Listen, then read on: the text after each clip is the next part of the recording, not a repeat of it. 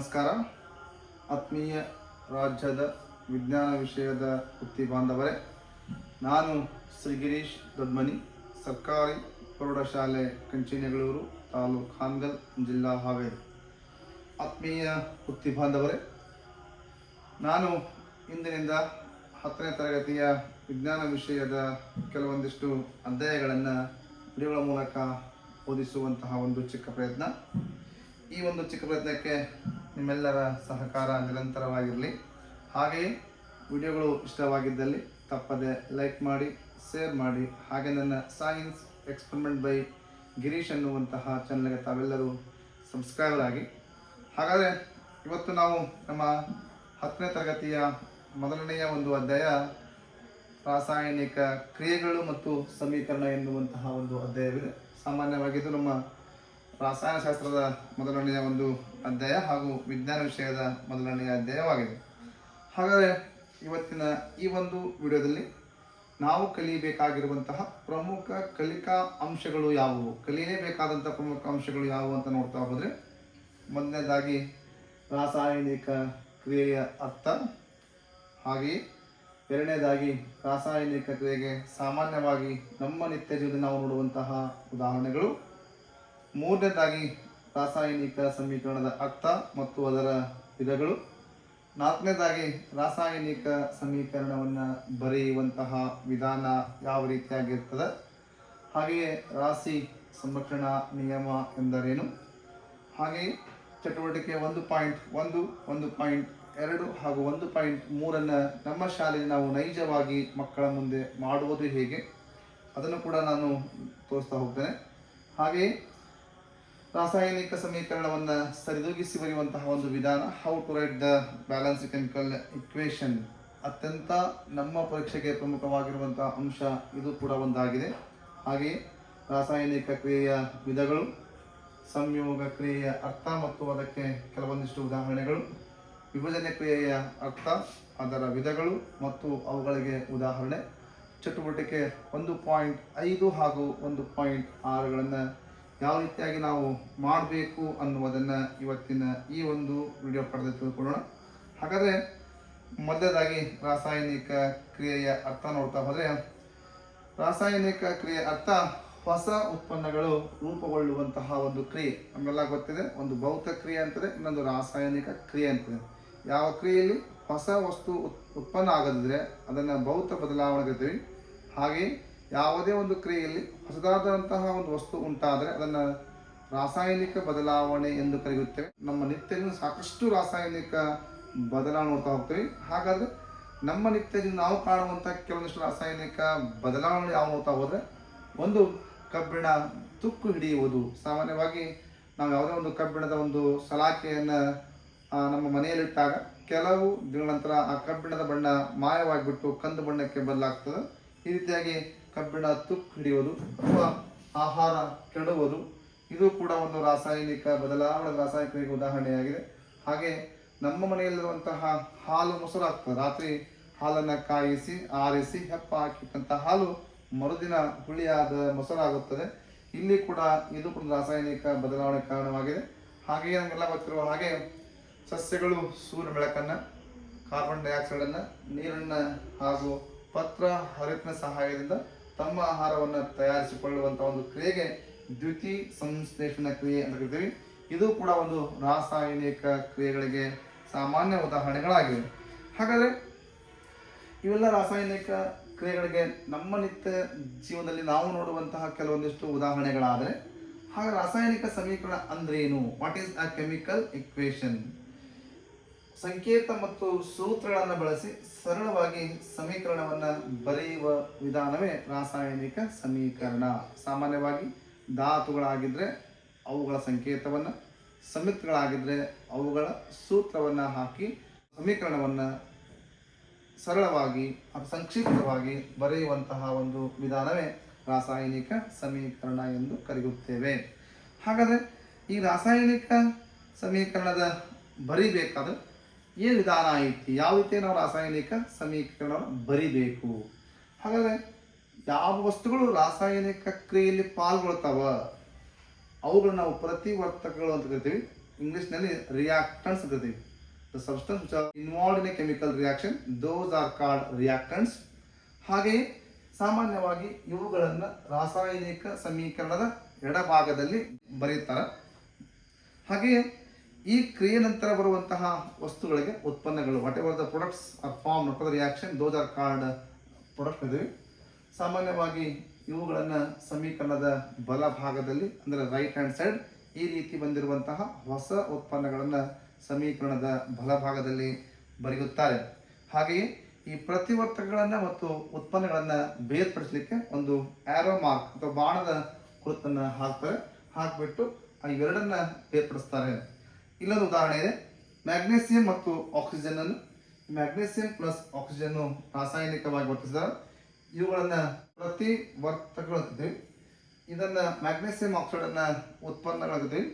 ಈ ರೀತಿಯಾಗಿ ನಾವು ಪದಗಳನ್ನು ಬಳಸಿ ರಾಸಾಯನಿಕ ಸಮೀಕರಣವನ್ನು ಬರೆದ್ವಿ ಅಂದರೆ ಅದನ್ನು ಪದಗಳ ರಾಸಾಯನಿಕ ಸಮೀಕರಣ ಎಂದು ಕರೆಯುತ್ತೇವೆ. ಈ ರೀತಿಯಾಗಿ ಪದಗಳ ರಾಸಾಯನಿಕ ಸಮೀಕರಣ ಬರೆದಾಗ ಇದರಲ್ಲಿರುವಂತಹ ಪರಮಾಣು ಸಂಖ್ಯೆಗಳು ಎಷ್ಟು ಅಂತ ಗೊತ್ತಾಗೋದಿಲ್ಲ. ಹಾಗಾಗಿ ನಾವೇನು ಮಾಡ್ತೀವಪ್ಪ ಅಂದ್ರೆ ಈ ರೀತಿಯಾಗಿ ಇರುವಂತಹ ಪದಗಳ ರಾಸಾಯನಿಕ ಸಮೀಕರಣಕ್ಕೆ ಅವುಗಳ ಸಂಕೇತಗಳನ್ನು ಮತ್ತು ಸೂತ್ರವನ್ನು ಹಾಕಿಬಿಟ್ಟು ನಾವು ರಾಸಾಯನಿಕ ಸಮೀಕರಣವನ್ನು ಸಂಕ್ಷಿಪ್ತವಾಗಿ, ಸುಲಭವಾಗಿ ಅಥವಾ ಸರಳವಾಗಿ ಬರೆಯುವಂತಹ ಒಂದು ವಿಧಾನವೇ ರಾಸಾಯನಿಕ ಸಮೀಕರಣ ಗೊತ್ತಾಗಿದೆ. ಹಾಗಾದರೆ ನಾನೀಗ ಮ್ಯಾಗ್ನೀಸಿಯಂ ಸಂಕೇತ Mg ಬರ್ತದೆ, ಹಾಗೆಯೇ ಆಕ್ಸಿಜನ್ ಸಂಕೇತ O2, ಆಕ್ಸಿಜನ್ ಒಂದು ಸೂತ್ರ O2 ಆಗಿದೆ. ಅವೆರಡು ರಾಸಾಯನಿಕವಾಗಿ ವರ್ತಿಸಿದಾಗ ಮ್ಯಾಗ್ನೀಸಿಯಂ ಆಕ್ಸೈಡ್ ಎನ್ನುವಂಥ ಒಂದು ಸಂಯುಕ್ತ ಉಂಟಾಗಿದೆ. ಅದರ ಸೂತ್ರ MgO. ಹಾಗಾದರೆ ಈ ರೀತಿಯಾಗಿ ನಾವು ಎಡಭಾಗದಲ್ಲಿ ಬರೆಯುವಂತಹ ವಸ್ತುಗಳು ಪ್ರತಿವರ್ತಕ ಆಗಿದ್ದರೆ ಬಲಭಾಗದಲ್ಲಿರುವಂತಹ ವಸ್ತುಗಳು ಉತ್ಪನ್ನಗಳಾಗಿರುತ್ತವೆ. ಹಾಗಾದರೆ ರಾಸಾಯನಿಕ ಸಮೀಕರಣದ ವಿಧಗಳು ಯಾವುವು? ಈ ರಾಸಾಯನಿಕ ಸಮೀಕರಣದಲ್ಲಿ ಎರಡು ವಿಧಗಳಿವೆ. ಒಂದು ಸರಿದೂಗಿಸದ ರಾಸಾಯನಿಕ ಸಮೀಕರಣ. ಸರ್ ಹಂಗಂದ್ರೆ ಏನ್ರಿ? ಪ್ರತಿವರ್ತಕಗಳಲ್ಲಿನ ರಾಶಿ ಮತ್ತು ಉತ್ಪನ್ನಗಳಲ್ಲಿನ ರಾಶಿ ಸಮನಾಗಿರದಿದ್ದರೆ, ಅಂದರೆ ಈ ಎಡಭಾಗದಲ್ಲಿರುವಂತಹ ಪ್ರತಿವರ್ತಕದ ರಾಶಿ ಬಲಭಾಗದಲ್ಲಿರುವಂತಹ ಉತ್ಪನ್ನಗಳ ರಾಶಿ ಸಮನಾಗಿರದಿದ್ದರೆ ಅಂತಹ ಒಂದು ರಾಸಾಯನಿಕ ಸಮೀಕರಣವನ್ನು ಸರಿದೂಗಿಸದ ರಾಸಾಯನಿಕ ಸಮೀಕರಣ ಎಂದು ಕರೆಯುತ್ತೇವೆ. ಸರಿದೂಗಿಸಿದ ರಾಸಾಯನಿಕ ಸಮೀಕರಣ ಎಂದರೇನು? ಸೇಮ್ ಅಷ್ಟೇ, ಪ್ರತಿವರ್ತಕಗಳಲ್ಲಿನ ರಾಶಿ ಮತ್ತು ಉತ್ಪನ್ನಗಳಲ್ಲಿನ ರಾಶಿ ಎರಡು ಸಮನಾಗಿದ್ದರೆ ಅಂತಹ ರಾಸಾಯನಿಕ ಸಮೀಕರಣವನ್ನು ಸರಿದೂಗಿಸಿದ ರಾಸಾಯನಿಕ ಸಮೀಕರಣ ಅಥವಾ ಬ್ಯಾಲೆನ್ಸ್ಡ್ ಕೆಮಿಕಲ್ ಇಕ್ವೇಶನ್ ಅಂತ ಕರಿತೀವಿ. ಆಮೇಲೆ ಇದನ್ನು ಅನ್ಬ್ಯಾಲೆನ್ಸ್ಡ್ ಕೆಮಿಕಲ್ ಇಕ್ವೇಶನ್ ಎಂದು ಕರೆಯುತ್ತೇವೆ. ಈ ರೀತಿಯಾಗಿ ನಾವು ಎರಡು ರೀತಿಯ ರಾಸಾಯನಿಕ ಸಮೀಕರಣ ನೋಡ್ತೇವೆ. ಹಾಗಾದರೆ ನಾವೆಲ್ಲೇ ಒಂದು ರಾಸಾಯನಿಕ ಸಮೀಕರಣವನ್ನು ಬರಿಬೇಕಾದ್ರೆ ಸರಿದೂಗಿಸಿದ ರಾಸಾಯನಿಕ ಸಮೀಕರಣವನ್ನು ಬರಿಬೇಕು. ಯಾಕೆ ಅಂತ ಕೇಳಿದ್ರೆ ನಿಯಮ ಇದ್ದಾವೆ. ಆ ಯಾವ ನಿಯಮ ಅಂದರೆ ರಾಶಿ ಸಂರಕ್ಷಣಾ ನಿಯಮ ಅಥವಾ ಪರಮಾಣು ಸಂರಕ್ಷಣಾ ನಿಯಮ ಎಂದು ಕರೆಯುತ್ತೇವೆ. ಈ ನಿಯಮದ ಪ್ರಕಾರ ರಾಸಾಯನಿಕ ಕ್ರಿಯೆ ನಡೀತು ಅಂತಂದರೆ ಎಡಭಾಗದಲ್ಲಿರುವಂತಹ ಪ್ರತಿವರ್ತಕಗಳಲ್ಲಿ ಎಷ್ಟು ರಾಶಿ ಇತ್ತು ಅಷ್ಟೇ ಸರಿಯಾದ ರಾಶಿಯು ಅಥವಾ ಪರಮಾಣುಗಳು ಬಲಭಾಗದಲ್ಲಿರುವಂತಹ ಉತ್ಪನ್ನ ಇರಲೇಬೇಕು. ಇದನ್ನು ನಾವು ರಾಶಿ ಸಂರಕ್ಷಣಾ ನಿಯಮ ಎಂದು ಕರೆಯುತ್ತೇವೆ. ಇದನ್ನು ಯಾವ ರೀತಿಯಾಗಿ ವ್ಯಾಖ್ಯಾನಿಸ್ತಪ್ಪ ಅಂದ್ರೆ ರಾಶಿಯನ್ನು ಸೃಷ್ಟಿಸಲು ಸಾಧ್ಯವಿಲ್ಲ ಮತ್ತು ಅದನ್ನು ಲಯಗೊಳಿಸಲು ಸಾಧ್ಯವಿಲ್ಲ. ಅಂದರೆ ರಾಶಿಯನ್ನು ನಾನೇ ಸೃಷ್ಟಿ ಮಾಡ್ತೇನೆ ಮತ್ತು ನಾನೇ ಅದನ್ನು ನಾಶ ಪಡಿಸ್ತೇನೆ, ಅದಕ್ಕೆ ಸಾಧ್ಯವಿಲ್ಲ. ಈ ರೀತಿಯಾಗಿ ರಾಶಿಯನ್ನು ಸೃಷ್ಟಿ ಮಾಡೋಕ್ಕೆ ಸಾಧ್ಯವಿಲ್ಲ ಮತ್ತು ಅದನ್ನು ನಾಶಗೊಳಿಸಲು ಸಾಧ್ಯವಿಲ್ಲ. ಇದನ್ನು ನಾವು ರಾಶಿ ಸಂರಕ್ಷಣಾ ನಿಯಮ ಎಂದು ಕರೆಯುತ್ತೇವೆ. ಇಷ್ಟು ಏನಪ್ಪ ಅಂದರೆ ನಾವು ಏನಪ್ಪ ಅಂದರೆ ರಾಶಿ ಸಂರಕ್ಷಣಾ ನಿಯಮಕ್ಕೆ ಸಂಬಂಧಪಟ್ಟಂತಹ ಮಾಹಿತಿ ಆಯಿತು. ಹಾಗಾದರೆ ನಮ್ಮ ಮೊದಲನೆಯ ಒಂದು ಪಾಠದಲ್ಲಿರುವಂಥ ಮೊದಲನೆಯ ಚಟುವಟಿಕೆ ಏನಪ್ಪ ಅಂದ್ರೆ ಮ್ಯಾಗ್ನೇಸಿಯಂ ಪಟ್ಟಿಯನ್ನು ಗಾಳಿಯಲ್ಲಿರುವ ಆಕ್ಸಿಜನ್ನೊಂದಿಗೆ ಉರಿಸುವಂತಹ ಚಟುವಟಿಕೆ ಇದೆ. ಚಟುವಟಿಕೆಯನ್ನು ಬರೀಬೇಕಾದ್ರೆ ಮೊದಲಿಗೆ ಚಟುವಟಿಕೆ ಹೆಸರೇನು, ಆ ಚಟುವಟಿಕೆಯನ್ನು ಮಾಡಲಿಕ್ಕೆ ಬೇಕಾದಂತಹ ಸಾಮಗ್ರಿಗಳು: ಮ್ಯಾಗ್ನೇಸಿಯಂ ಲೋಹದ ಪಟ್ಟಿ, ಕಟ್ಟಿಗೆಯ ಹಿಡಿಕೆ ಅಥವಾ ಲೋಹದ ಕಟ್ಟಿಗೆ ಹಿಡಿಕೆ, ಮಧ್ಯಸಾರ ದೀಪ ಮತ್ತು ಬೆಂಕಿ ಪೊಟ್ಣ ಇತ್ಯಾದಿಗಳು ಈ ಒಂದು ಚಟುವಟಿಕೆ ಮಾಡಲಿಕ್ಕೆ ಬೇಕಾದಂತಹ ಸಾಮಾನುಗಳು ಅಥವಾ ಸಾಮಗ್ರಿಗಳು ಅಥವಾ ವಸ್ತುಗಳಾಗಿವೆ. ಹಾಗಾದರೆ ಚಟುವಟಿಕೆ ಮಾಡುವ ವಿಧಾನ ಮೂರನೇ ಹಂತ. ಯಾವ ರೀತಿಯಾಗಿ ನಾವು ಚಟುವಟಿಕೆಯನ್ನು ಮಾಡಬೇಕಾಗ್ತದೆ ನೋಡಿ. ಮೊದಲು ಲೋಹದ ಅಂದರೆ ಮ್ಯಾಗ್ನೇಸಿಯಂ ಲೋಹದ ಪಟ್ಟಿಯನ್ನು ಮರಳು ಕಾಗದದಿಂದ ಸ್ವಚ್ಛಗೊಳಿಸಬೇಕು. ಸಾಮಾನ್ಯವಾಗಿ ಎರಡು ಅಂಕಕ್ಕೆ ಕೇಳ್ತಾರೆ. ಮ್ಯಾಗ್ನೆಸಿಯಂ ಪಟ್ಟಿಯನ್ನು ಗಾಳಿಯಲ್ಲಿ ಉರಿಸುವುದಕ್ಕಿಂತ ಮುಂಚೆ ಅದನ್ನು ಮರಳು ಅಥವಾ ಉಸುಕಿನ ಕಾಗದದಿಂದ ಸ್ವಚ್ಛಗೊಳಿಸಬೇಕು. ಏಕೆ ಅಂತ ಹೇಳ್ಬೋದು, ಕಾರಣ ಈ ಲೋಹವು ಈಗಾಗಲೇ ನಿಧಾನವಾಗಿ ಗಾಳಿಯಲ್ಲಿರುವಂತಹ ಆಮ್ಲಜನಕದೊಂದಿಗೆ ವರ್ತಿಸಿ ಅದರ ಮೇಲೆ ರಾಸಾಯನಿಕವಾಗಿ ಸ್ಥಿರವಾಗಿರುವಂತಹ ಮ್ಯಾಗ್ನೆಸಿಯಂ ಆಕ್ಸೈಡ್ ಎನ್ನುವಂತಹ ಒಂದು ಕಪ್ಪನೆಯ ಬಣ್ಣದ ಪದರ ಉಂಟಾಗಿರುತ್ತದೆ. ಇದು ರಾಸಾಯನಿಕವಾಗಿ ಸ್ಥಿರವಾಗಿರುವುದರಿಂದ ಆ ಲೋಹವು ಗಾಳಿಯೊಂದಿಗೆ ಬೇಗನೆ ವರ್ತಿಸಿ ಉರಿಯುವುದನ್ನು ತಡೆಯುತ್ತದೆ. ಆ ಕಾರಣಕ್ಕಾಗಿ ನಾವು ಆ ಮ್ಯಾಗ್ನೆಸಿಯಂ ಪಟ್ಟಿಯನ್ನು ಮರಳು ಕಾಗದ ಸಹಾಯದಿಂದ ಸ್ವಚ್ಛಗೊಳಿಸಬೇಕು. ಇದು ಮೊದಲನೇ ಹಂತ. ಎರಡನೇ ಹಂತದಲ್ಲಿ ಸ್ವಚ್ಛಗೊಳಿಸಿದ ಮ್ಯಾಗ್ನೆಸಿಯಂ ಪಟ್ಟಿಯನ್ನು ಲೋಹದ ಕಟ್ಟಿಗೆಯ ಹಿಡಿಕೆಗೆ ಜೋಡಿಸಿಕೊಂಡು ಉರಿಯುತ್ತಿರುವ ಮಧ್ಯಸಾರ ದೀಪದ ಜ್ವಾಲೆಗೆ ಹಿಡಿದು ಮ್ಯಾಗ್ನೆಸಿಯಂ ಪಟ್ಟಿಯನ್ನು ಉರಿಸಿದಾಗ ಆ ಮ್ಯಾಗ್ನೆಸಿಯಂ ಪಟ್ಟಿ ಅತ್ಯಂತ ಪ್ರಕಾಶಮಾನವಾದ ಬಿಳಿ ಜ್ವಾಲೆಯೊಂದಿಗೆ ಉರಿದು ಮ್ಯಾಗ್ನೆಸಿಯಂ ಇದ್ದಿದ್ದು ಮ್ಯಾಗ್ನೆಸಿಯಂ ಆಕ್ಸೈಡ್ ಎನ್ನುವಂತಹ ಒಂದು ಹೊಸ ಉತ್ಪನ್ನವಾಗ್ತದೆ. ಇದನ್ನು ನಾವು ಪದರ ರೂಪದಲ್ಲಿ ಬರೆದಾಗ magnesium plus oxygen plus arrow mark ಅಥವಾ ಬಾಣದ ಗುರುತು ಮ್ಯಾಗ್ನೆಸಿಯಂ ಆಕ್ಸೈಡ್ ಆಗ್ತದೆ. ಅವುಗಳ ಸಂಕೇತವನ್ನು ಮತ್ತು ಸೂತ್ರವನ್ನು ಹಾಕಿದಾಗ 2Mg ಪ್ಲಸ್ O2 ಬಾಣದ ಗುರುತು 2MgO ಆಗಿದೆ. ಈ ರೀತಿಯಾಗಿ ಹೊಸ ವಸ್ತು ಉಂಟಾಗಿದೆ. ನಾಲ್ಕನೇ ಹಂತ ಏನಪ್ಪ, ಚಟುವಟಿಕೆ ಫಲಿತಾಂಶ ಏನು, what is the result of activities. ಈ ಒಂದು ಚಟುವಟಿಕೆ ಫಲಿತಾಂಶ ಏನಪ್ಪ ಅಂದರೆ ಈ ಕ್ರಿಯೆಯಲ್ಲಿ ಹೊಸ ಉತ್ಪನ್ನ ಉಂಟಾಗಿದೆ. ಯಾವುದು ಹೊಸ ಉತ್ಪನ್ನ ಅಂದರೆ ಮ್ಯಾಗ್ನೆಸಿಯಂ ಪ್ಲಸ್ ಆಕ್ಸಿಜನ್ ಎರಡು ಸೇರಿ ಮ್ಯಾಗ್ನೆಸಿಯಂ ಆಕ್ಸೈಡ್ ಎನ್ನುವಂತಹ ಒಂದು ಹೊಸ ಉತ್ಪನ್ನ ಉಂಟಾಗಿದೆ. ಆದ್ದರಿಂದ ಇದು ಒಂದು ರಾಸಾಯನಿಕ ಕ್ರಿಯೆಗೆ ಉದಾಹರಣೆಯಾಗಿದೆ ಅಂತ ನಾವು ಹೇಳ್ಬೋದು. ಇದನ್ನು ನಾವು ಪ್ರಯೋಗದಲ್ಲಿ ಯಾವ ರೀತಿಯಾಗಿ ಮಾಡಬೇಕು ಅಂದರೆ ಒಂದು ಲಿಂಕ್ ಇದೆ, ಆ ಲಿಂಕ್ ಮೇಲೆ ಕ್ಲಿಕ್ ಮಾಡಿಬಿಟ್ರೆ ಏನಾಗುತ್ತಪ್ಪ ಅಂದರೆ ನಾವು ಆ ಒಂದು ಪ್ರಯೋಗವನ್ನು ವೀಕ್ಷಣೆ ಮಾಡ್ಬೋದು. ಈಗ ನಾನು ಪ್ರಯೋಗವನ್ನು ಹಚ್ತಾ ಇದ್ದೇನೆ.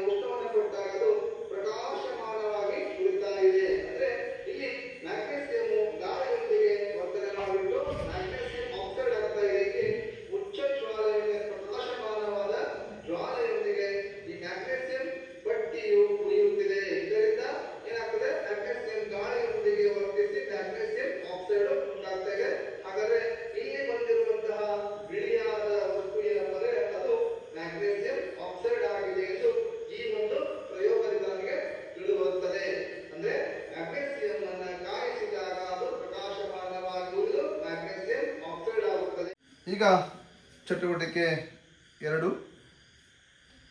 ಚಟುವಟಿಕೆ ಹೆಸರು ಸೀಸದ ನೈಟ್ರೇಟ್ ಜೊತೆಗೆ ಪೊಟ್ಯಾಸಿಯಂ ಅಯೋಡೈಡ್ ವರ್ತನೆಯನ್ನು ತೋರಿಸುವಂತಹ ಒಂದು ಚಟುವಟಿಕೆ. ಹಾಗಾದರೆ ಈ ಒಂದು ಚಟುವಟಿಕೆ ಮಾಡಲಿಕ್ಕೆ ಬೇಕಾಗಿರುವಂತಹ ಸಾಮಗ್ರಿಗಳು ಸೀಸದ ನೈಟ್ರೇಟ್, ಪೊಟ್ಯಾಸಿಯಂ ಅಯೋಡೈಡ್, 2 ಪ್ರಮಾಣಗಳು. ಹಾಗೆಯೇ ಚಟುವಟಿಕೆಯನ್ನು ಮಾಡುವಂತಹ ವಿಧಾನ ನೋಡಿ. ಮೊದಲು 2 ಪ್ರಮಾಣವನ್ನು ತೆಗೆದುಕೊಂಡು ಪ್ರತಿ ಪ್ರಮಾಣಕ್ಕೆ 5 ಗ್ರಾಂನಷ್ಟು ಸೀಸದ ನೈಟ್ರೇಟ್ ಹಾಗೂ ಪೊಟ್ಯಾಸಿಯಂ ಅಯೋಡೈಡ್ 2 ಲವಣಗಳಿಗೆ ನೀರನ್ನು ಸೇರಿಸಿ ಅವುಗಳನ್ನು ದ್ರಾವಣಗಳನ್ನಾಗಿ ಮಾಡಿಕೊಳ್ಳಬೇಕು. ಈ 2 ದ್ರಾವಣಗಳ ಬಣ್ಣ ರಹಿತವಾಗಿರುತ್ತವೆ. ಅಂದರೆ 2 ಟೆಸ್ಟ್ ತಗೊಂಡು ಟೆಸ್ಟ್ ಟ್ಯೂಬಿಗೆ ಸುಮಾರು 5 ಗ್ರಾಂನಷ್ಟು ಪೊಟ್ಯಾಸಿಯಂ ಅಯೋಡೈಡನ್ನು ಹಾಗೆಯೇ ಸೀಸದ ನೈಟ್ರೇಟನ್ನು ಹಾಕಿಕೊಳ್ಬೇಕು. ಹಾಕಿ ಅದಕ್ಕೆ ಸುಮಾರು 10 ml ಅಷ್ಟು ನೀರನ್ನು ಹಾಕಿ 2 ದ್ರಾವಣ ಮಾಡಿಕೊಳ್ಬೇಕು. ತದನಂತರ ಈ 2 ಪ್ರಮಾಣದಲ್ಲಿರುವಂತಹ ದ್ರಾವಣವನ್ನು ಪರಸ್ಪರ ಮಿಶ್ರಣ ಮಾಡಬೇಕು. ಮಿಶ್ರಣ ಮಾಡಿದಾಗ ಈ ದ್ರಾವಣಗಳಲ್ಲಿ ಬಣ್ಣ ಬದಲಾಗಿ ನೀರಿನಲ್ಲಿ ವಿಲೀನವಾಗದ ಹಳದಿ ಬಣ್ಣದ ಪ್ರಕ್ಷೇಪ ಉಂಟಾಗುತ್ತದೆ. ಈ ರೀತಿಯಾಗಿ ನಾವು ಇದನ್ನು ರಾಸಾಯನಿಕ ಸಮೀಕರಣ ಬರೆದಾಗ ಸೀಸದ ನೈಟ್ರೇಟು ಪ್ಲಸ್ ಪೊಟ್ಯಾಸಿಯಂ ಅಯೋಡೈಡ್ ಅವೆರಡು ರಾಸಾಯನಿಕವಾಗಿ ವರ್ತಿಸಿ ಸೀಸದ ಅಯೋಡೈಡ್ ಪ್ಲಸ್ ಪೊಟ್ಯಾಸಿಯಂ ನೈಟ್ರೇಟ್ ಎನ್ನುವಂತಹ ಉತ್ಪನ್ನ ಬರ್ತಾ ಇದೆ. ಅದನ್ನು ನಾನು ರಾಸಾಯನಿಕ ಸಮೀಕರಣ ಮಾಡಿದಾಗ PbNO3 ಬ್ರಾಕೆಟ್ 2 ಪ್ಲಸ್ 2Ki ಬಾಣದ ಗುರುತು ಏನಪ್ಪ ಅಂದರೆ PbI2 ಸೀಸದ iodide plus 2KNO3 potassium nitrate ಬರುತ್ತದೆ. ಹಾಗಾದರೆ ಅಂತಿಮವಾಗಿ ಚಟುವಟಿಕೆಯ ಫಲಿತಾಂಶ ಏನಂತಪ್ಪ ಅಂದರೆ ಈ ಕ್ರಿಯೆಯಲ್ಲಿ ಉತ್ಪನ್ನಗಳು ಬಣ್ಣ ಬದಲಾವಣೆಗೆ ಆಗಿ ಹೊಸ ಉತ್ಪನ್ನಗಳಾದ ಹಳದಿ ಬಣ್ಣದ ಪ್ರಕ್ಷೇಪ ಉಂಟಾಗಿದೆ. ಆ ಪ್ರಕ್ಷೇಪ ಪೊಟ್ಯಾಸಿಯಂ ಅಯೋಡೈಡ್. ಇಲ್ಲಿ ಪ್ರಕ್ಷೇಪ ಅಂದರೆ ನೀರಿನಲ್ಲಿ ವಿಲೀನವಾಗದ ವಸ್ತುವನ್ನು ನಾವು ಪ್ರಕ್ಷೇಪ ಅಂತ ಕರಿತೇವೆ. ಇಲ್ಲಿ ಏನಪ್ಪ ಅಂದರೆ ಸೀಸದ ಅಯೋಡೈಡ್ ಅಂದ್ರೆ ಹಳದಿ ಬಣ್ಣದ ಪ್ರಕ್ಷೇಪವಾದ ಸೀಸದ ಅಯೋಡೈಡ್ ಹಾಗೂ ನೀರಿನಲ್ಲಿ ವಿಲೀನವಾಗುವಂತಹ ಪೊಟ್ಯಾಸಿಯಂ ನೈಟ್ರೇಟ್ ಉಂಟಾಗಿದೆ. ಆದ್ದರಿಂದ ಇದು ಒಂದು ರಾಸಾಯನಿಕ ಕ್ರಿಯೆಗೆ ಉದಾಹರಣೆಯಾಗಿದೆ. ಇಲ್ಲಿ ಇದು ಪೊಟ್ಯಾಸಿಯಂ ಅಯೋಡ್ ಅಲ್ಲ, ಸೀಸದ ಅಯೋಡ್ ಆಗಿರುತ್ತದೆ. ಇಷ್ಟು ಏನಪ್ಪ ಅಂದರೆ ಈ ಒಂದು ಚಟುವಟಿಕೆ 2ರ ಒಂದು ವಿವರಣೆ. ಅದರ ಒಂದು ಏನಪ್ಪ ಅಂದರೆ ಲೈವ್ ವಿಡಿಯೋ ನೋಡೋಣ, ಯಾವ ರೀತಿಯಾಗಿ ನಾವು ಶಾಲೆಯಲ್ಲಿ ಮಾಡಬಹುದು ನೋಡೋಣ. ಪ್ರೀತಿಯ 10ನೇ ತರಗತಿ ವಿದ್ಯಾರ್ಥಿಗಳೇ, ಚಟುವಟಿಕೆ 1.2 ಮಾಡೋಣ. ಈ ಒಂದು ಪ್ರಯೋಗವನ್ನು ಮಾಡಿ ನಾನು ತೆಗೆದುಕೊಂಡಿರುವಂತಹ ಸಾಧನ ಹೀಗಿದೆ. ಒಂದು ಟೆಸ್ಟ್ ಸ್ಟ್ಯಾಂಡ್ ಹಾಗೂ ಕೆಲವು ಕಣಗಳು, ಅದೇ ರೀತಿಯಾಗಿ ಪೊಟ್ಯಾಸಿಯಂ ಅಯೋಡೈಡ್ ಎನ್ನುವಂತಹ ಒಂದು ರಾಸಾಯನಿಕ ವಸ್ತುವನ್ನ ಹಾಗೂ ಒಂದು ಚಮಚೆ ಅಥವಾ ಸ್ಪ್ಯಾಚುಲಾವನ್ನ ಹಾಗೂ ಇನ್ನೊಂದು ಲೆಡ್ ನೈಟ್ರೇಟ್ ಎನ್ನುವಂತಹ ರಾಸಾಯನಿಕ ವಸ್ತುವನ್ನು ಒಂದು ನಮ್ಮ ಚಟುವಟಿಕೆ 1.2 ತೆಗೆದುಕೊಳ್ಳೋಣ. ಹಾಗಾದರೆ ಮೊದಲಿಗೆ ನಾನು ಈ ಪೊಟ್ಯಾಸಿಯಂ ಅಯೋಡೈಡ್ ಅನ್ನ ಈ ಒಂದು ಚಮಚೆ ಸಹಾಯದಿಂದ ಸ್ವಲ್ಪ ಪ್ರಮಾಣದ ಪೊಟ್ಯಾಸಿಯಂ ಅಯೋಡೈಡ್ ಎನ್ನುವಂತಹ ಒಂದು ಲವಣವನ್ನ ರಾಸಾಯನಿಕ ವಸ್ತುವನ್ನ ಈ ಪಾತ್ರಕ್ಕೆ ಹಾಕುತ್ತೇನೆ. ಹಾಕೊಂಡ್ಬಿಟ್ಟು ಮೊದಲಿಗೆ ಅದರ ಒಂದು ದ್ರಾವಣವನ್ನ ತಯಾರಿಸುತ್ತೇನೆ. ಈಗ ಇದು ಪೊಟ್ಯಾಸಿಯಂ ಅಯೋಡೈಡ್ ದ್ರಾವಣವಾಗಿದೆ. ಇನ್ನೊಂದು ಪ್ರಮಾಣದಲ್ಲಿ ಲೆಡ್ ನೈಟ್ರೇಟ್ ಅಥವಾ ಸೀಸದ ನೈಟ್ರೇಟ್ ಎನ್ನುವಂತಹ ರಾಸಾಯನಿಕ ವಸ್ತುವನ್ನು ತೆಗೆದುಕೊಂಡು ಅದರ ಒಂದು ದ್ರಾವಣವನ್ನ ತಯಾರಿಸುತ್ತೇನೆ. ಇದು ಲೆಡ್ ನೈಟ್ರೇಟ್. ಈ ಲೆಡ್ ನೈಟ್ರೇಟ್ ಕೂಡ ನೀರನ್ನ ಹಾಕಿಬಿಟ್ಟು ಅದರ ದ್ರಾವಣವನ್ನ ತಯಾರಿಸುತ್ತೇನೆ. ಹಾಗಾದರೆ ಇದು ಲೆಡ್ ನೈಟ್ರೇಟ್ ದ್ರಾವಣ, ಹಾಗೆಯೇ ಇದು ಪೊಟ್ಯಾಸಿಯಂ ಅಯೋಡೈಡ್ ದ್ರಾವಣ. ಈ ಎರಡು ರಾಸಾಯನಿಕಗಳು ರಾಸಾಯನಿಕವಾಗಿ ವರ್ತಿಸಿದಾಗ ಏನಾಗುತ್ತೆ, ನಾನೀಗ ಈ ಬೇರೆ ಲೆಡ್ ನೈಟ್ರೇಟ್ ಅನ್ನ ಈ ಒಂದು ಪೊಟ್ಯಾಸಿಯಂ ಅಯೋಡೈಡ್ ದ್ರಾವಣಕ್ಕೆ ಹಾಕ್ತಾ ಇದ್ದೇನೆ. ಯೋಚನೆ ಮಾಡಿ, ಯಾವಾಗ ಹಾಕಿದೆ ತಕ್ಷಣ ಅಲ್ಲೇ ಹಳದಿ ಬಣ್ಣದ ಒಂದು ನೀರಿನಲ್ಲಿ ವಿಲೀನವಾಗದ ಜಲವಿಲೀನಗಳ ಒಂದು ಉತ್ಪತ್ತಿ ಆಗ್ತಾ ಇದೆ. ಈ ಬಣ್ಣ ನೋಡಲಿಕ್ಕೆ ಯೆಲ್ಲೋ ಕಲರ್ ಇದೆ. ಈ ರೀತಿಯಾಗಿ ಹಾಕಿದಾಗ ಏನಾಗುತ್ತೆ, ಇಲ್ಲಿ ಬೀರಬಿಟ್ಟು ಈ ರೀತಿಯಾಗಿ ಒಂದು ಹಳದಿ ಬಣ್ಣದ ವಸ್ತು ಉತ್ಪತ್ತಿಯಾಗುತ್ತದೆ. ಈ ರೀತಿಯಾಗಿ ಹೊಸ ವಸ್ತು ಉಂಟಾಗ್ತದೆ. ಇಲ್ಲಿ ಪೊಟ್ಯಾಸಿಯಂ ಅಯೋಡೈಡ್ ಈ ಸೀಸದ ನೈಟ್ರೇಟ್ ವರ್ತನೆ ಮಾಡಿ ಏನಾಗ್ತದೆ, ಅದು ಸೀಸದ ಅಯೋಡೈಡ್ ಪ್ಲಸ್ ಪೊಟ್ಯಾಸಿಯಂ ನೈಟ್ರೇಟ್ ಆಗಿ ಪರಿವರ್ತನೆ ಆಗ್ತದೆ. ಈ ಸೀಸದ ಅಯೋಡೈಡ್ ನೀರಿನಲ್ಲಿ ವಿಲೀನವಾಗದ ಒಂದು ಹಳದಿ ವಸ್ತುವಾಗಿದೆ. ಇದು ಚಟುವಟಿಕೆ 1.2 ಆಗಿದೆ. ಚಟುವಟಿಕೆ 1.3 ಚಟುವಟಿಕೆ 1.3 ಹೆಸರು ಸತುವಿನ ಚೂರುಗಳು ದುರ್ಬಲ ಹೈಡ್ರೋಕ್ಲೋರಿಕ್ ಆಮ್ಲದೊಂದಿಗೆ ವರ್ತಿಸುವ ಚಟುವಟಿಕೆ ಮತ್ತು ಹೈಡ್ರೋಜನ್ ಅನಿಲವನ್ನು ಪರೀಕ್ಷಿಸುವಂತಹ ಒಂದು ಚಟುವಟಿಕೆ ಇದೆ. ಈ ಒಂದು ಚಟುವಟಿಕೆಯನ್ನು ಮಾಡಲು ಬೇಕಾಗಿರುವಂತಹ ಸಾಧನಗಳು ಹೀಗಿವೆ. ಸತುವಿನ ಚೂರುಗಳು, ಕೊನಿಕಲ್ ಫ್ಲಾಸ್ಕ್, ದುರ್ಬಲವಾಗಿರುವಂತಹ ಹೈಡ್ರೋಕ್ಲೋರಿಕ್ ಆಮ್ಲ, ರಬ್ಬರ್ ಬಲೂನ್ ಇತ್ಯಾದಿಗಳನ್ನು ತೆಗೆದುಕೊಂಡು ನಾವು ಚಟುವಟಿಕೆ 1.3 ಮಾಡ್ತಾ ಹೋಗೋಣ. ಹಾಗೆ ಚಟುವಟಿಕೆಯನ್ನು ಮಾಡುವಂತಹ ವಿಧಾನ ಏನಿದೆಪ್ಪ ಅಂದರೆ, ಮೊದಲು ಕೆಲವು 5 ರಿಂದ 6 ಸತುವಿನ ಚಿಕ್ಕದಾಗಿರುವಂತಹ ಚೂರುಗಳನ್ನು ಕೊನಿಕಲ್ ಪ್ಲಾಸ್ಟಿಕ್ಗೆ ಹಾಕೊಂಡ್ಬಿಟ್ಟು ನಂತರ ಈ ಕೊನಿಕಲ್ ಪ್ಲಾಸ್ಟಿಕ್ಗೆ 8 ರಿಂದ 10 ಮಿಲಿಲೀಟರ್ಷ್ಟು ದುರ್ಬಲ ಹೈಡ್ರೋಕ್ಲೋರಿಕ್ ಆಮ್ಲವನ್ನು ಹಾಕಬೇಕು. ತಕ್ಷಣವೇ ಕೊನಿಕಲ್ ಪ್ಲಾಸ್ಟಿಕ್ನ ಬಾಯಿಗೆ ರಬ್ಬರ್ ಬಲೂನನ್ನು ಸೇರಿಸಬೇಕು. ಈ ಸತುವಿನ ಲೋಹವು ಆಮ್ಲದೊಂದಿಗೆ ವರ್ತಿಸಿ ಅದು ಸತುವಿನ ಕ್ಲೋರೈಡ್ ಮತ್ತು ಹೈಡ್ರೋಜನ್ ಅನಿಲವನ್ನು ಬಿಡುಗಡೆಗೊಳಿಸುತ್ತದೆ. ಈ ಅನಿಲವನ್ನು ರಬ್ಬರ್ ಬಲ್ನಲ್ಲಿ ಸಂಗ್ರಹಿಸಬೇಕು. ಅತಿಯಾದ ಅನಿಲವನ್ನು ಸಂಗ್ರಹಿಸದೆ ಸ್ವಲ್ಪ ಪ್ರಮಾಣದ ಅನಿಲವನ್ನು ಮಾತ್ರ ಸಂಗ್ರಹಿಸಬೇಕು. ನಂತರ ಹಾಗೆಯೇ ಕೊನಿಕಲ್ ಪ್ಲಾಸ್ಟಿಕ್ನ ಕೆಳಗಡೆ ಸ್ಪರ್ಶ ಮಾಡಿದಾಗ ಅಲ್ಲಿ ಬಿಸಿಯಾದ ಅನುಭವವಾಗುತ್ತದೆ. ಹಾಗಾದರೆ ಅಲ್ಲಿ ರಬ್ಬರಿನ ಬಲ್ನಲ್ಲಿ ಸಂಗ್ರಹವಾಗಿರುವಂಥ ಅನಿಲವನ್ನು ಉರಿಯುತ್ತಿರುವ ಮೇಣದ ಬತ್ತಿಯನ್ನು ಅದರ ಪಕ್ಕದಲ್ಲಿ ತೆಗೆದುಕೊಂಡು ಬಂದಾಗ ಆ ಮೇಣದ ಬತ್ತಿಯು ಆ ಒಂದು ಬಲ್ನ ಒಳಗಡೆ ಸಂಗ್ರಹವಾಗಿರುವಂತಹ ಅನಿಲವಾಗಿರುವಂತಹ ಹೈಡ್ರೋಜನ್ನೊಂದಿಗೆ ವರ್ತಿಸಿ ತಕ್ಷಣವೇ ಉರಿದು ಹೋಗುತ್ತದೆ, ಜ್ವಾಲೆಯಾಗಿ ಉರಿದು ಹೋಗ್ತದೆ. ಸಾಮಾನ್ಯವಾಗಿ ಈ ರೀತಿಯ ಒಂದು ಅನಿಲ ಸಂಗ್ರಹ ಮಾಡಿಬಿಟ್ಟು ಅದನ್ನು ಉರಿಸುವಾಗ ಶಿಕ್ಷಕರ ಒಂದು ಸಮ್ಮುಖದಲ್ಲಿ ಈ ಪ್ರಯೋಗವನ್ನು ಮಾಡೋದು ತುಂಬ ಉತ್ತಮ ಅಂತ ನನ್ನ ಅನಿಸಿಕೆ. ಹಾಗಾದ್ರೆ ನಾವು ಪದಗಳ ರೂಪ ಬರೆದಾಗ ಸತು ಪ್ಲಸ್ ಹೈಡ್ರೋಕ್ಲೋರಿಕ್ ಆಮ್ಲ ಆ ಎರಡು ರಾಸಾಯನಿಕವಾಗಿ ವರ್ತಿಸಿ ಸತುವಿನ ಕ್ಲೋರೈಡ್ ಪ್ಲಸ್ ಹೈಡ್ರೋಜನ್ ಎನ್ನುವಂತಹ ಅನಿಲವನ್ನು ಉಂಟು ಮಾಡಿದೆ. ಇಲ್ಲಿ ಸತು ಸಂಕೇತ Zn ಆಗಿದೆ, ಹಾಗೆಯೇ ಹೈಡ್ರೋಕ್ಲೋರಿಕ್ ಆಮ್ಲ ಸಂಕೇತ HCl ಆಗಿದೆ. ಸತುವಿನ ಕ್ಲೋರೈಡು ZnCl2 ಪ್ಲಸ್ ಹೈಡ್ರೋಜನ್ ಆಗಿದೆ. ಈ ಕ್ರಿಯೆಯಲ್ಲಿ ಹೊಸದಾಗಿರುವಂತಹ ಸತುವಿನ ಕ್ಲೋರೈಡ್ ಹಾಗೂ ಹೈಡ್ರೋಜನ್ ಎನ್ನುವಂತಹ ಅನಿಲ ಉಂಟಾಗಿ ಜೊತೆಗೆ ಉಷ್ಣವು ಕೂಡ ಬಿಡುಗಡೆಯಾಗಿದೆ. ಆದ್ದರಿಂದ ಇದು ಕೂಡ ಒಂದು ರಾಸಾಯನಿಕ ಕ್ರಿಯೆಯಾಗಿದೆ. ಇಲ್ಲಿನೂ ಕೂಡ ಏನಪ್ಪ ಅಂದರೆ ಈ ಒಂದು ಚಟುವಟಿಕೆಯ ಲಿಂಕ್ ಅನ್ನು ನೋಡ್ತಾ ಹೋದರೆ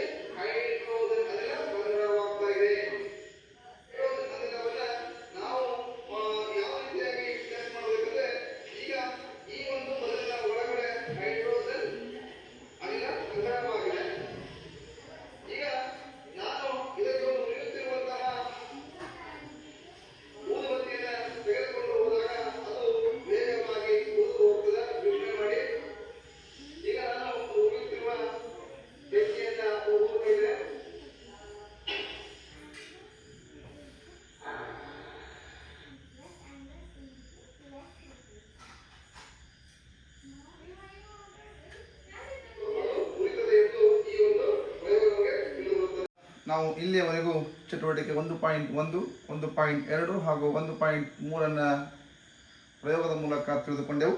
ಹಾಗಾದರೆ ಈ ಮೂರೂ ಚಟುವಟಿಕೆಯನ್ನು ಮಾಡಿದಾಗ ಅಲ್ಲಿ ಕೆಲವೊಂದಿಷ್ಟು ರಾಸಾಯನಿಕವಾಗಿ ಬದಲಾವಣೆಯಾದಾಗ ಕೆಲವೊಂದಿಷ್ಟು ಅಂಶಗಳು ಕಂಡುಬಂದು, ಯಾವುದೇ ಒಂದು ರಾಸಾಯನಿಕ ಕ್ರಿಯೆ ಆದ ನಂತರ ಅಲ್ಲಿ ಕಂಡುಬರುವಂಥ ಪ್ರಮುಖ ಅಂಶಗಳ ಆಧಾರದ ಮೇಲೆ ಅಲ್ಲಿ ಕ್ರಿಯೆ ನಡೆದಿದೆ ಎಂದು ಹೇಳಬೇಕಾದ್ರೆ ಕೆಲವು ಪ್ರಮುಖ ಅಂಶಗಳಿದ್ದಾವೆ. ಹಾಗಾದರೆ ರಾಸಾಯನಿಕ ಕ್ರಿಯೆ ನಡೆದಿದೆ ಅಂತ ಹೇಳಲಿಕ್ಕಿರುವಂತಹ ಪ್ರಮುಖ ಅಂಶಗಳು ಯಾವುವು ಅಂತ ನೋಡ್ತಾ ಹೋದರೆ, ಏನಾದರೂ ಸ್ಥಿತಿಯಲ್ಲಿ ವಸ್ತುವಿನ ಸ್ಥಿತಿಯಲ್ಲಿ ಬದಲಾವಣೆ ಆಯಿತು ಅಂದರೆ, ಅಥವಾ ಬಣ್ಣದಲ್ಲಿ ಬದಲಾವಣೆ ಆಗ್ಬೋದು, ಅಥವಾ ತಾಪದಲ್ಲಿ ಬದಲಾವಣೆ, ಅಥವಾ ಅನಿಲ ಬಿಡುಗಡೆ ಹಾಗೂ ವಾಸನೆಯಲ್ಲಿ ಬದಲಾವಣೆ, ಈ ಎಲ್ಲ ಅಂಶಗಳು ಏನಾದರೂ ಆಯಿತು ಅಂದರೆ ಅಲ್ಲಿ ರಾಸಾಯನಿಕ ಕ್ರಿಯೆ ಆಗಿದೆ ಅಥವಾ ನಡೆದಿದೆ ಎಂದು ನಾವು ತಿಳ್ಕೊಳ್ಬೇಕಾಗ್ತದೆ.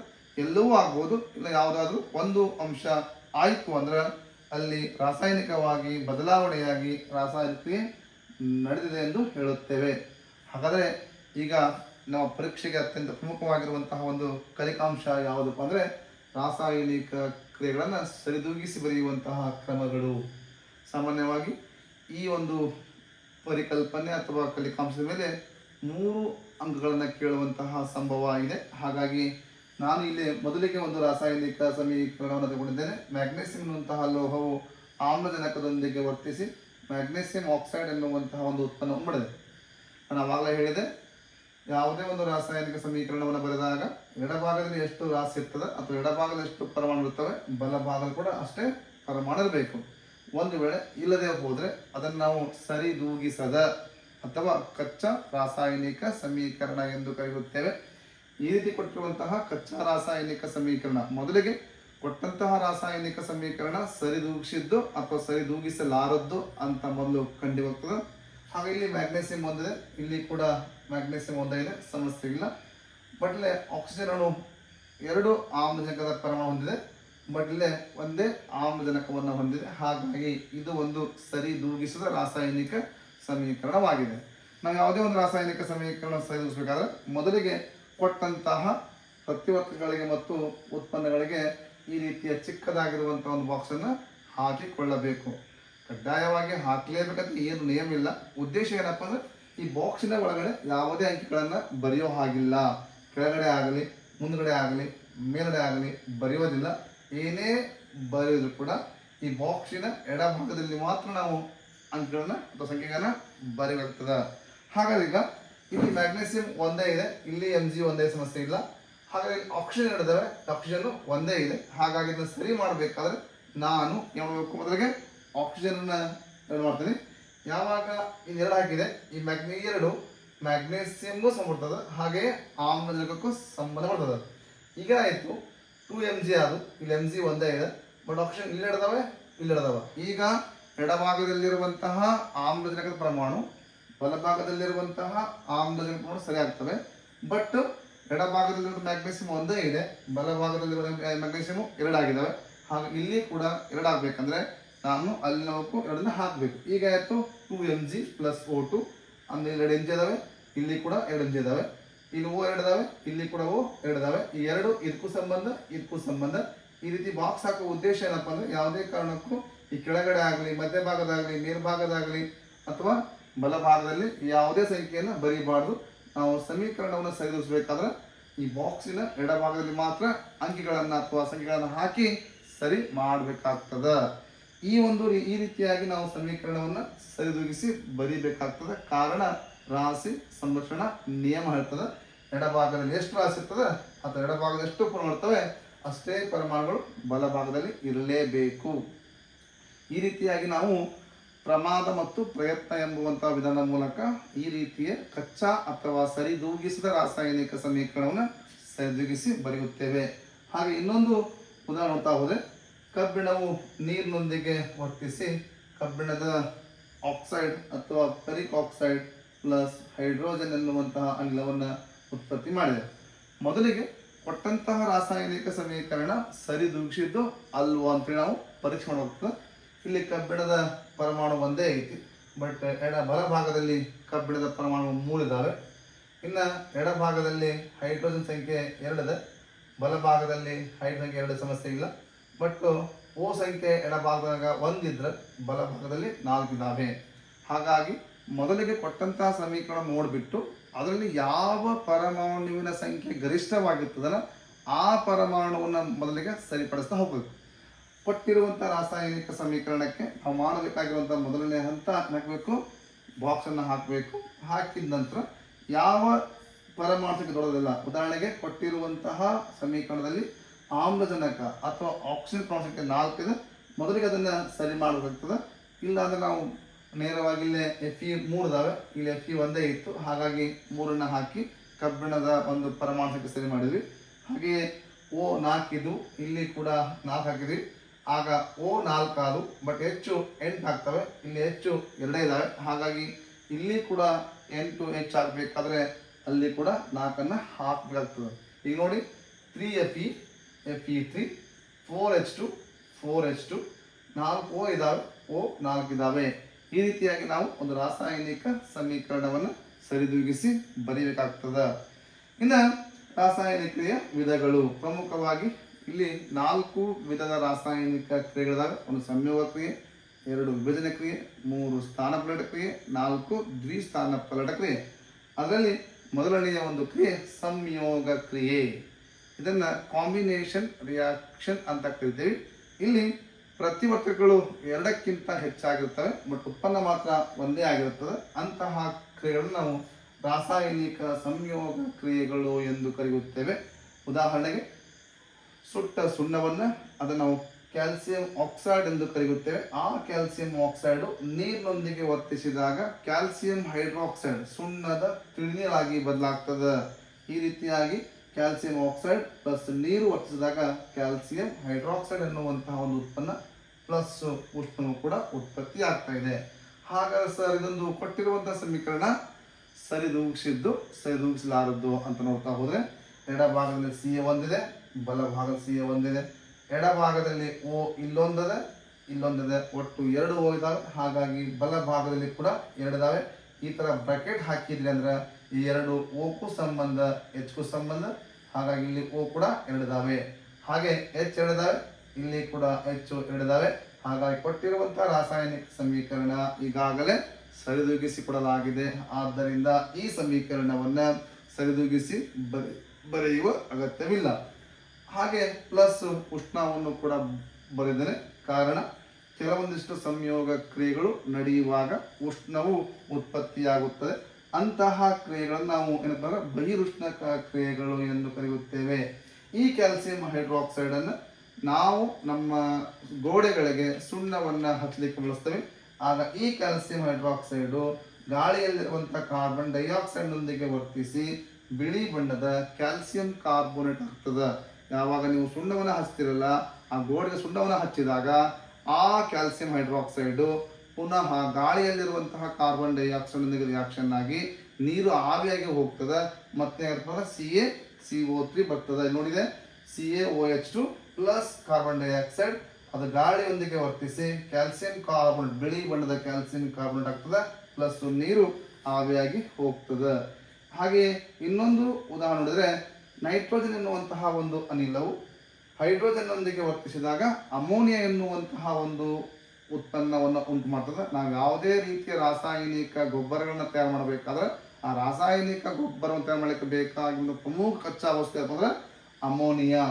ಈ ಅಮೋನಿಯಾನು ಕೂಡ ಒಂದೇನಪ್ಪ ಅಂದ್ರೆ ಅತ್ಯಂತ ಪ್ರಮುಖವಾಗಿರುವಂತಹ ಒಂದು ಸಂಯುಕ್ತವಾಗಿದೆ. ಇದು ಕೂಡ ಉಷ್ಣವನ್ನು ಉತ್ಪತ್ತಿ ಮಾಡ್ತದೆ. ಯಾವುದೇ ಒಂದು ರಾಸಾಯನಿಕೆಯಲ್ಲಿ ನಡೆಯುವಾಗ ಉಷ್ಣವು ಬಿಡುಗಡೆಯಾದರೆ, ಒಂದು ರಾಸಾಯನಿಕ ಕ್ರಿಯೆಯಲ್ಲಿ ಉಷ್ಣವು ಬಿಡುಗಡೆಯಾಗುವ ಕ್ರಿಯೆಯನ್ನು ನಾವು ಬಹಿರುಷ್ಣಕ ಕ್ರಿಯೆ ಎಂದು ಕರೆಯುತ್ತೇವೆ. ಸಾಮಾನ್ಯವಾಗಿ ನಮ್ಮ ಉಸಿರಾಟ ಕ್ರಿಯೆಯನ್ನು ಕೂಡ ಒಂದು ಬಹಿರುಷ್ಣ ಕ್ರಿಯೆಯಾಗಿದೆ. ಕಾರಣ ಉಸಿರಾಟ ಮಾಡುವಾಗ ನಾವು ಉಷ್ಣವನ್ನು ಬಿಡುಗಡೆ ಮಾಡುತ್ತೇವೆ ಅಥವಾ ಉತ್ಪತ್ತಿ ಮಾಡುತ್ತೇವೆ. ಹಾಗಾಗಿ ಉಸಿರಾಟ ಕ್ರಿಯೆ ಒಂದು ಬಹಿರುಷ್ಣ ಕ್ರಿಯೆಯಾಗಿದೆ. ಹಾಗೆಯೇ ಏನಪ್ಪ ಅಂದ್ರೆ ವಿಘಟನೆ ಕ್ರಿಯೆ, ಕೆಲವೊಂದಿಷ್ಟು ಸಾವಯವ ವಸ್ತುಗಳು ಸೂಕ್ಷ್ಮಾಣು ಜೀವಿಗಳಿಂದ ವಿಘಟನೆಗೆ ಒಳಗಾಗ್ತವೆ. ಈ ರೀತಿ ವಿಘಟನೆಗೆ ಒಳಗಾದಂತಹ ಸಾವಯವ ವಸ್ತುಗಳು ಕೂಡ ಉಷ್ಣವನ್ನು ಉತ್ಪತ್ತಿ ಮಾಡುತ್ತವೆ. ಸಾಮಾನ್ಯವಾಗಿ ಮಳೆಗಾಲದಲ್ಲಿ ನಾವು ನಮ್ಮ ತಿಪ್ಪೆ ಗುಂಡಿ ನೋಡಿದಾಗ ಆ ತಿಪ್ಪೆ ಗುಂಡಿಯಿಂದ ಹೊಗೆಯ ಉತ್ಪತ್ತಿ ಆಗ್ತದೆ. ಅಥವಾ ಅಂದರೆ ಕಾರಣ ಎಷ್ಟೇನಪ್ಪ ಅಂದ್ರೆ ಅಲ್ಲಿ ಸೂಕ್ಷ್ಮಾಣು ಜೀವಿಗಳು ಆ ಒಂದು ಸಾವಯವ ವಸ್ತುವನ್ನು ಕೊಳೆಯುವಂತೆ ಅಥವಾ ವಿಘಟನೆ ಆಗುವಂತೆ ಮಾಡುತ್ತವೆ. ಆಗ ಸಾಕಷ್ಟು ಪ್ರಮಾಣದ ಉಷ್ಣವು ಉತ್ಪತ್ತಿ ಆಗ್ತದೆ. ಆ ಕಾರಣಕ್ಕಾಗಿ ವಿಘಟನೆ ಕ್ರಿಯೆಯನ್ನು ಕೂಡ ಒಂದು ಬಹಿರುಷ್ಣ ಕ್ರಿಯೆ ಅಥವಾ ಎಕ್ಸೋಥರ್ಮಿಕ್ ರಿಯಾಕ್ಷನ್ ಆಗಿರ್ತದೆ. ಇನ್ನು ಎರಡನೆಯ ಒಂದು ಕ್ರಿಯೆ ವಿಭಜನೆ ಕ್ರಿಯೆ. ಈ ರಾಸಾಯನಿಕ ಕ್ರಿಯೆಯಲ್ಲಿ ಇದು ಸಾಮಾನ್ಯವಾಗಿ ಸಂಯೋಗ ಕ್ರಿಯೆ ವಿರುದ್ಧ ಕ್ರಿಯೆ ಆಗಿದೆ. ಅಲ್ಲೇನಾಗಿತ್ತು, ಪ್ರತಿವರ್ತಕ ಬಹಳ ಇದ್ದು ಉತ್ಪನ್ನ ಒಂದೇ ಆಗಿತ್ತು. ಪ್ರತಿವರ್ತಕ ಒಂದೇ ಆಗಿದ್ದು ಉತ್ಪನ್ನಗಳು 2 ಅಥವಾ 2ಕ್ಕಿಂತ ಹೆಚ್ಚಾಗಿದ್ದರೆ ಅಂತಹ ಕ್ರಿಯೆಯನ್ನು ವಿಭಜನೆ ಕ್ರಿಯೆ ಎಂದು ಕರೆಯುತ್ತೇವೆ. ಹಾಗಾದ್ರೆ ಈ ವಿಭಜನೆ ಕ್ರಿಯೆಗೆ ಉದಾಹರಣೆ ನೋಡ್ತಾ ಹೋದರೆ, ಕ್ಯಾಲ್ಸಿಯಂ ಕಾರ್ಬೋನೇಟ್ ಅಂದ್ರೆ ಸುಣ್ಣದ ಕಲ್ಲು CaCO3 ಇಸ್ ನಾಟ್ ಎ ಕಾಕೋ3. Ca ಅಂದ್ರೆ ಕ, CO ಅಂದ್ರೆ ಕೋ, 3 ಕಾಕೋ3 ಅಲ್ಲ. CaCO3 ಅನ್ನೋದು ಸುಣ್ಣದ ಕಲ್ಲಿನ ಸುಣ್ಣ ಅಲ್ಲ. ಸುಣ್ಣ ಅಂದ್ರೆ ಸುಟ್ಟ ಸುಣ್ಣ CaO ಕ್ಯಾಲ್ಸಿಯಂ ಆಕ್ಸೈಡ್. ಸುಣ್ಣದ ಸುಣ್ಣವನ್ನು ತಯಾರು ಮಾಡುವಂಥವರು ಸುಣ್ಣದ ಕಲ್ಲನ್ನು ಆ ಒಂದು ಏನಪ್ಪ ಅಂದ್ರೆ ಕಲ್ಲನ್ನು ಆರಿಸ್ಕೊಂಡ್ಬಿಟ್ಟು ಅದನ್ನು ಕುಲುಮೆಯಲ್ಲಿ ಹಾಕಿ ಕಾಯಿಸ್ತಾರೆ. ಆಗ ಆ ಕ್ಯಾಲ್ಸಿಯಂ ಕಾರ್ಬೋನೇಟ್ಗೆ ಉಷ್ಣ ಕೊಟ್ಟಾಗ ಅದು ವಿಭಜನೆಗೊಂಡು calcium oxide plus carbon dioxide ಆಗ್ತದೆ. ಈ ಕ್ಯಾಲ್ಸಿಯಂ ಆಕ್ಸೈಡ್ ನಾವು ತಂದು ಮನೆಗೆ ಸುಣ್ಣವನ್ನು ಹಚ್ತೇವೆ. ಹಾಗಾಗಿ ಇಲ್ಲಿ ಪ್ರತಿವರ್ತಕ ಒಂದೇ ಇದೆ, ಉತ್ಪನ್ನಗಳು 2ಕ್ಕಿಂತ 2 ಇದಾವೆ. ಹಾಗಾಗಿ ಇದು ಒಂದು ವಿಭಜನೆ ಕ್ರಿಯೆಗೆ ಉದಾಹರಣೆಯಾಗಿದೆ. ಇಲ್ಲಿ ಏನಪ್ಪಾ ಅಂದ್ರೆ CA ಒಂದೇ ಇದೆ ಎಡಭಾಗದಲ್ಲಿ, ಬಲಭಾಗದಲ್ಲಿ ಕೂಡ CA ಒಂದೇ ಇದೆ. ಎಡಭಾಗದಲ್ಲಿ C ಕಾರ್ಬನ್ ಒಂದಿದೆ, ಬಲಭಾಗದಲ್ಲಿ ಕಾರ್ಬನ್ ಒಂದೇ ಇದೆ. ಎಡಭಾಗದಲ್ಲಿ ಆಕ್ಸಿಜನ್ ಪರಮಾಣು 3 ಇದಾವೆ, ಬಲಭಾಗದಲ್ಲಿ ಆಕ್ಸಿಜನ್ ಪರಮಾಣು ಇಲ್ಲೊಂದಿದೆ, ಇಲ್ಲೆರಡು 3 ಇದಾವೆ. ಹಾಗಾಗಿ ಇದು ಒಂದು ಸರಿದೂಗಿಸುವ ರಾಸಾಯನಿಕ ಸಮೀಕರಣವಾಗಿದೆ. ಕೆಲವೊಮ್ಮೆ ನಿಮ್ಮ ಒಂದು ಏನಪ್ಪಾ ಅಂದ್ರೆ ಜ್ಞಾನವನ್ನ ಪರೀಕ್ಷೆ ಮಾಡಲಿಕ್ಕೆ ಇಂತಹ ಸಮೀಕರಣ ಕೊಟ್ಟು CaCO3 ಬಾಣದ ಗುರುತು CaO ಪ್ಲಸ್ CO2 ಈ ಸಮೀಕರಣವನ್ನು ಸರಿದೂಗಿಸಿ ಬರೆಯಲಿಕ್ಕೆ ಕೊಡ್ತಾರೆ. ನಿಮ್ಮ ಏನಪ್ಪ ಅಂದ್ರೆ ಸಮೀಕರಣವನ್ನು ಸರಿದೂಗಿಸಿ ಬರೀಬೇಕಂದ್ರೆ ಅಂಕಿ ಹಾಕಲೇಬೇಕೆನ್ನುವಂತಹ ಒಂದು ಏನಪ್ಪ ಅಂದ್ರೆ ನೆನಪಿರ್ತದೆ. ಹಾಗಾಗಿ ನೀವು ಮಾಡಬೇಕು, ಆ ಅಂಕಿ ಹಾಕುವುದಕ್ಕಿಂತ ಮುಂಚೆ ಕೊಟ್ಟಿರುವಂತಹ ರಾಸಾಯನಿಕ ಸಮೀಕರಣ ಸರಿದೂಗಿಸಿದ್ದು ಸರಿದೂಗಿಸಲಾರದ್ದು ಎನ್ನುವುದನ್ನು ಫಸ್ಟಿಗೆ ಐಡೆಂಟಿಫೈ ಮಾಡಿ ಅದನ್ನು ಪರೀಕ್ಷೆ ಮಾಡಿ, ಒಂದು ವೇಳೆ ಸರಿಯಾಗಿದ್ದರೆ ಎಡಭಾಗದಲ್ಲಿರುವಂತಹ ಪರಮಾಣುಗಳು ಬಲಭಾಗದಲ್ಲಿರುವಂತಹ ಪರಮಾಣು ಸಮನಾಗಿದ್ದರೆ ಆಗ ನೀವು ಉತ್ತರವನ್ನ ಈ ರೀತಿ ಬರೀಬೇಕು, ಕೊಟ್ಟಿರುವಂತಹ ಸಮೀಕರಣವನ್ನ ಸರಿದೂಗಿಸಿಕೊಡಲಾಗಿದೆ, ಆದ್ದರಿಂದ ಈ ಸಮೀಕರಣವನ್ನ ಮತ್ತೆ ಸರಿದೂಗಿಸಿ ಬರೆಯುವಂತಹ ಅವಶ್ಯಕತೆ ಇಲ್ಲ ಅಂತ ಬರ್ತದೆ. ಈ ರೀತಿಯಾಗಿ ಕ್ಯಾಲ್ಸಿಯಂ ಕಾರ್ಬೈಡ್ ಅನ್ನು ಕಾಯಿಸಿದಾಗ ಅದು ವಿಭಜನೆಗೊಂಡು calcium oxide plus carbon dioxide ಆಗ್ತದೆ. ಕೆಲವೊಂದಿಷ್ಟು ಕ್ರಿಯೆಗಳು ನಡಿಬೇಕಾದ್ರೆ ಉಷ್ಣ ಅಥವಾ ಶಕ್ತಿ ಹೀರಿಕೆ ಆಗ್ತದೆ. ಬಹಿರುಷ್ಣಕ ಕ್ರಿಯೆ ಗೊತ್ತಾಗಿದೆ. ಒಂದು ರಾಸಾಯನಿಕ ಕ್ರಿಯೆಯಲ್ಲಿ ಉಷ್ಣ ಅಥವಾ ಶಕ್ತಿ ಹೀರಿಕೆಯಾಗುವ ಕ್ರಿಯೆಯನ್ನ ಇದು ನಾವು ಸಾಮಾನ್ಯವಾಗಿ ಅಂತರುಷ್ಣಕ ಕ್ರಿಯೆಗಳು ಎಂದು ಕರೆಯುತ್ತೇವೆ. ಎಲ್ಲಾ ಸಂಯೋಗ ಕ್ರಿಯೆಗಳು ಬಹಿರುಷ್ಣಕ ಕ್ರಿಯೆಗಳಾದರೆ ಎಲ್ಲಾ ವಿಭಜನೆ ಕ್ರಿಯೆಗಳು ಅಂತರುಷ್ಣಕ ಕ್ರಿಯೆಗಳಾಗುತ್ತವೆ. ಏಕೆಂದರೆ ಈ ಕ್ರಿಯೆ ನಡಿಬೇಕಾದ್ರೆ ಉಷ್ಣ ಅಥವಾ ಶಕ್ತಿ ಹೀರಿಕೆಯಾಗ್ತದೆ. ಹಾಗಾಗಿ ಬಹಿರುಷ್ಣ ಕ್ರಿಯೆಗಳಾಗಿವೆ. ಕಾರಣ ಈ ಸಂಯೋಗ ಕ್ರಿಯೆಗಳು ನಡೆಯುವಾಗ ಉಷ್ಣವು ಬಿಡುಗಡೆಯಾಗುವುದರಿಂದ. ಆದರೆ ಎಲ್ಲ ವಿಭಜನೆ ಕ್ರಿಯೆಗಳು ಅಂತರುಷ್ಣಕ ಕ್ರಿಯೆಗಳಾಗಿವೆ, ಕಾರಣ ಶಕ್ತಿ ಅಥವಾ ಉಷ್ಣ ಹೀರಿಕೆಯಾಗ್ತದೆ. ಇದರಲ್ಲಿ ಪ್ರಮುಖವಾಗಿ 3 ವಿಧಗಳಿವೆ. ಒಂದು ಉಷ್ಣ ವಿಭಜನೆ ಕ್ರಿಯೆ, 2 ವಿದ್ಯುತ್ ವಿಭಜನೆ ಕ್ರಿಯೆ, 3 ದ್ಯುತಿ ಅಥವಾ ಬೆಳಕಿನ ವಿಭಜನೆ ಕ್ರಿಯೆ ಅಂತ ಹೇಳಿ. ಹಾಗಾದರೆ ಚಟುವಟಿಕೆ 1.5 ಏನಂತದಪ್ಪ ಅಂದ್ರೆ ಫೆರಸ್ ಸಲ್ಫೇಟ್ ಅನ್ನ ಪ್ರಾಣದಲ್ಲಿ ಹಾಕಿ ಕಾಯಿಸುವಂತಹ ಚಟುವಟಿಕೆ ಇದೆ. ಈ ಒಂದು ಚಟುವಟಿಕೆ ಮಾಡಲಿಕ್ಕೆ ಬೇಕಾಗಿರುವಂತಹ ಸಾಮಗ್ರಿಗಳು ಫೆರಸ್ ಸಲ್ಫೇಟ್, ಪ್ರಣಾಳ ಹಾಗೂ ಮಧ್ಯಸಾರ ದೀಪ ಮತ್ತು ಹಿಡಿಕೆಯನ್ನು ತೆಗೆದುಕೊಂಡ್ಬಿಟ್ಟು ಈ ಪ್ರಯೋಗವನ್ನು ಮಾಡಬೇಕಾಗುತ್ತದೆ. ಇನ್ನು ಚಟುವಟಿಕೆ ಮಾಡುವಂತಹ ವಿಧಾನ, ಮೊದಲು ಪ್ರಣಾಳವನ್ನು ತೆಗೆದುಕೊಂಡು ಅದಕ್ಕೆ 5 ರಿಂದ 10 ಗ್ರಾಂನಷ್ಟು ಹಸಿರು ಬಣ್ಣದ ಫೆರಸ್ ಸಲ್ಫೇಟ್ ಲವಣವನ್ನು ಹಾಕಿ ಮಧ್ಯಸಾರ ದೀಪದ ಸಹಾಯದಿಂದ ಕಾಯಿಸಿದಾಗ ಈ ಲವಣವು ಸ್ಫಟಿಕೀಯ ರೂಪದ ನೀರನ್ನು ಹೊಂದಿರುವುದರಿಂದ ಆ ನೀರು ಆವಿಯಾಗುತ್ತದೆ. ಅಂದರೆ ಆ ಫೆರಸ್ ಸಲ್ಫೇಟ್ ಅನ್ನುವುದು ಹಸಿರು ಬಣ್ಣದ ಒಂದು ಲವಣವಾಗಿರ್ತದೆ. ಅದನ್ನು ಮೊದಲಿಗೆ ನಾವು ಪ್ರಣಾಳಕ್ಕೆ ಹಾಕಿ ಕಾಯಿಸಿದಾಗ ಆ ಹಸಿರು ಬಣ್ಣದ ಫೆರಸ್ ಸಲ್ಫೇಟು ಸ್ಫಟಿಕೀಯ ರೂಪದ ಸುಮಾರು 7 ಅಣುವಿನ ನೀರನ್ನು ಹೊಂದಿರ್ತದೆ. ಅದನ್ನು ಕಾಯಿಸಿದಾಗ ಆ ನೀರು ಆವಿ ಆಗ್ತದೆ. ಆಗ ಅದು ವಿಭಜನೆಗೊಂಡು ಫೆರಿಕ್ ಆಕ್ಸೈಡ್ ಆಗ್ತದೆ, ಪ್ಲಸ್ ಸಲ್ಫರ್ ಡೈಆಕ್ಸೈಡ್ ಮತ್ತು ಸಲ್ಫರ್ ಟ್ರೈಆಕ್ಸೈಡ್ ಎನ್ನುವಂತಹ ಘಾಟು ವಾಸನೆ ಹೊಂದಿರುವಂತಹ 2 ಅನಿಲಗಳನ್ನು, ಅಂದರೆ ಈ ರೀತಿಯಾಗಿ 2 ಅನಿಲಗಳನ್ನು ಅದು ಉತ್ಪತ್ತಿ ಮಾಡ್ತದೆ. ಅಂದರೆ ಇಲ್ಲಿ ಕೂಡ ಪ್ರತಿವರ್ತಕ ಒಂದೇ ಆಗಿದ್ದು ಉತ್ಪನ್ನಗಳು 2 ಅಥವಾ 2ಕ್ಕಿಂತ ಹೆಚ್ಚಾಗಿರ್ತಾವೆ. ಹಾಗಾಗಿ ಇಲ್ಲಿ ಫೆರಸ್ ಸಲ್ಫೇಟ್ ಅನ್ನು ಕಾಯಿಸಿದಾಗ ferric oxide plus sulphur dioxide plus sulphur trioxide ಹೊಂದಿದೆ. ಅಂದರೆ ಇಲ್ಲಿ ಈ 2 ಲೆಕ್ಕಕ್ಕಲ್ಲ, ಇದು ಪ್ರತಿವರ್ತಕ ಒಂದೇ ಇರ್ತದೆ. ಬಟ್ ಉತ್ಪನ್ನಗಳು 1, 2, 3 ಇದಾವೆ. ಹಾಗಾಗಿ ಪ್ರತಿವರ್ತಕ ಒಂದೇ ಇದ್ದು ಉತ್ಪನ್ನಗಳು 2 ಅಥವಾ 2ಕ್ಕಿಂತ ಹೆಚ್ಚಾಗಿದ್ರೆ ಅದು ಒಂದು ವಿಭಜನೆ ಕ್ರಿಯೆ ಆಗ್ತದೆ. ಒಂದು ವೇಳೆ ವಿಭಜನೆ ಕ್ರಿಯೆಯು ಉಷ್ಣದ ಮೂಲಕ ಆದರೆ ಅದನ್ನು ಉಷ್ಣ ವಿಭಜನೆ ಕ್ರಿಯೆ ಎಂದು ಕರೆಯುತ್ತೇವೆ. ಇಲ್ಲಿ ಕ್ಯಾಲ್ಸಿಯಂ ಕಾರ್ಬೋನೇಟ್ ಅನ್ನು ಮತ್ತು ಫೆರಸ್ ಸಲ್ಫೇಟ್ ಅನ್ನು ಕಾಯಿಸುವುದರಿಂದ ಕ್ರಿಯೆ ನಡೀತಾ ಇದೆ. ಹಾಗಾಗಿ ಈ 2 ಕ್ರಿಯೆಗಳು ಉಷ್ಣ ವಿಭಜನೆ ಕ್ರಿಯೆಗೆ ಉದಾಹರಣೆಯಾಗಿವೆ. ಚಟುವಟಿಕೆ ಫಲಿತಾಂಶ ಇದೊಂದು ಉಷ್ಣ ವಿಭಜನೆ ಕ್ರಿಯೆಗೆ ಉದಾಹರಣೆಯಾಗಿದೆ. ಕಾರಣ ಇಲ್ಲಿ ಪ್ರತಿವರ್ತಕ ಒಂದೇ ಆಗಿದ್ದು ಉತ್ಪನ್ನಗಳು 3 ಆಗಿವೆ. ಹಾಗೆಯೇ ಚಟುವಟಿಕೆ 1.6 ಚಟುವಟಿಕೆ ಹೆಸರೇನಪ್ಪ ಅಂದ್ರೆ ಸೀಸದ ನೈಟ್ರನ್ನ ಪ್ರಾಣದಲ್ಲಿ ಕಾಯಿಸುವಂತಹ ಚಟುವಟಿಕೆ. ಸಾಮಾನ್ಯವಾಗಿ ಚಟುವಟಿಕೆ ಬೇಕಾಗಿರುವಂತಹ ಸಾಮಗ್ರಿಗಳು ಸೀಸ ನೈಟ್ರೇಟ್, ಪ್ರಣಾಳ, ಮಧ್ಯಸಾರ ದೀಪ ಮತ್ತು ಹಿಡಿಕೆಯನ್ನು ತೆಗೆದುಕೊಂಡ್ಬಿಟ್ಟು ಈ ಒಂದು ಚಟುವಟಿಕೆಯನ್ನು ಮಾಡ್ತಾ ಇದ್ದೇವೆ. ಚಟುವಟಿಕೆ ಮಾಡೋದು ಹೇಗೆ, ಮಾಡುವಂತಹ ವಿಧಾನ ಹೇಗೆ ಅಂತ ನೋಡ್ತಾ ಹೋದರೆ, ಮೊದಲು ಪ್ರಣಾಳವನ್ನು ತೆಗೆದುಕೊಂಡು ಅದಕ್ಕೆ 5 ರಿಂದ 10 ಗ್ರಾಂನಷ್ಟು ಬಿಳಿ ಬಣ್ಣದ ಬಿಳಿ ಬಣ್ಣದ ಸೀಸದ ನೈಟ್ರೇಟ್ ಲವಣವನ್ನು ಹಾಕಿ ಮತ್ತೆ ಸಾರ ದೀಪ ಸಹಾಯದಿಂದ ಕಾಯಿಸಿದಾಗ ಆ ಒಂದು ಲವಣ ವಿಭಜನೆಗೊಂಡು ಸೀಸದ ಆಕ್ಸೈಡ್, ನೈಟ್ರೋಜನ್ ಡೈಆಕ್ಸೈಡ್ ಹಾಗೂ ಆಕ್ಸಿಜನ್ ಅನಿಲವು ಉಂಟಾಗ್ತದೆ. ಇಲ್ಲಿ ಬರುವಂತಹ ಬಹಳ ಇಂಪಾರ್ಟೆಂಟ್, ಎಕ್ಸಾಮ್ಗೆ ಸಿಕ್ಕಾಪಟ್ಟಿ ಸಲ ಕೇಳಿದರೆ ಸೀಸದ ನೈಟ್ರೇಟನ್ನು ಕಾಯಿಸಿದಾಗ ಬರುವಂಥ ಅನಿಲ ಯಾವುದು, ಅದರ ಹೆಸರೇನು, ಅದರ ಬಣ್ಣವೇನು ಅಂತ ಕೇಳ್ತಾರೆ. ಸಾಮಾನ್ಯವಾಗಿ ಇಲ್ಲಿ ಬರುವಂತಹ ಅನಿಲ ನೈಟ್ರೋಜನ್ ಡೈಆಕ್ಸೈಡ್ ಅನಿಲವಾಗಿದೆ. ಈ ಒಂದು ಅನಿಲವು ಕಂದು ಬಣ್ಣವನ್ನು ಹೊಂದಿದೆ. ಕಂದು ಬಣ್ಣವನ್ನು ಹೊಂದಿರುವಂತಹ ಅನಿಲವನ್ನು ಜೊತೆಗೆ ಆಕ್ಸಿಜನ್ ಕೂಡ ಬರ್ತಾ ಇದೆ. ಇದು ಬಣ್ಣರಹಿತವಾಗಿರ್ತದೆ. ಆಮ್ಲಜನಕವು ಬಣ್ಣರಹಿತ ಅನಿಲವಾಗಿದ್ದರೆ ಈ ಒಂದು ನೈಟ್ರೋಜನ್ ಡೈಆಕ್ಸೈಡು ಬಣ್ಣವನ್ನು, ಕಂದು ಬಣ್ಣವನ್ನು ಹೊಂದಿರುವಂಥ ಒಂದು ಅನಿಲವಾಗಿರುತ್ತದೆ. ಹಾಗೆ ಅಂತಿಮವಾಗಿ ಚಟುವಟಿಕೆಯ ಫಲಿತಾಂಶ ಇದೊಂದು ಉಷ್ಣ ವಿಭಜನೆ ಕ್ರಿಯೆಗೆ ಉದಾಹರಣೆಯಾಗಿದೆ. ಕಾರಣ ಇಲ್ಲಿ ಪ್ರತಿವರ್ತಕ ಒಂದೇ ಆಗಿದ್ದು ಉತ್ಪನ್ನಗಳು ಎರಡಕ್ಕಿಂತ ಹೆಚ್ಚಾಗಿದ್ದಾವೆ. ಹಾಗಾಗಿ ಇದು ಕೂಡ ಒಂದು ಉಷ್ಣ ವಿಭಜನೆ ಕ್ರಿಯೆಗೆ ಉದಾಹರಣೆಯಾಗಿದೆ. ಹಾಗಾದರೆ ಈ ಒಂದು ಏನಪ್ಪ ಅಂದರೆ ಚಟುವಟಿಕೆಯನ್ನು ನಾವು ಇಲ್ಲಿ ಕೊಟ್ಟಿರುವಂತಹ ಲಿಂಕ್ ಮೇಲೆ ಕ್ಲಿಕ್ ಮಾಡೋಣ. ಕ್ಲಿಕ್ ಮಾಡಿದಾಗ ಏನಾಗುತ್ತೆ ಅಂದರೆ ನಾವು ಯಾವ ರೀತಿಯಾಗಿ ಪ್ರಯೋಗಗಳನ್ನು ನಮ್ಮ ಶಾಲೆಯಲ್ಲಿ ಮಾಡಬಹುದು ಅಂತ ನಮಗೆ ಗೊತ್ತಾಗ್ತದೆ. ಹಾಗಾದರೆ ಈಗ ನಾನು ಆ ಚಟುವಟಿಕೆಯನ್ನು ಲೈವ್ ಆಗಿ ನಾನು ಮಾಡಿರುವಂತಹ ಒಂದು ವಿಡಿಯೋವನ್ನು ನಿಮಗೆ ತೋರಿಸ್ತಾ ಇದ್ದೇನೆ, ವೀಕ್ಷಣೆ ಮಾಡಿ.